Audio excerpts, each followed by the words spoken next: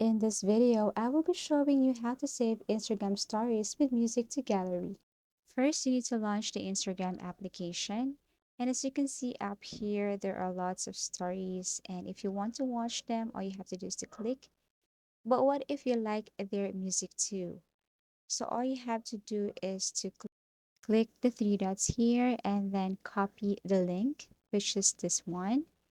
And then once you copy the link, you can exit the application and go to Google browser. Now kindly search for InstaSave.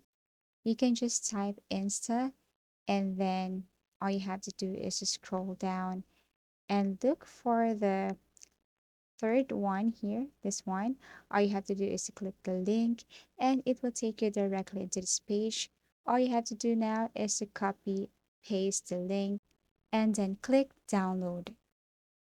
Now, all you have to do is to wait and kindly go down and look for download, which is this one, download videos. Click this X here.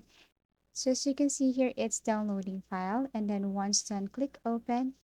Now you can go to your file folder to check your downloaded video. Thank you for watching and see you again in our next video tutorials.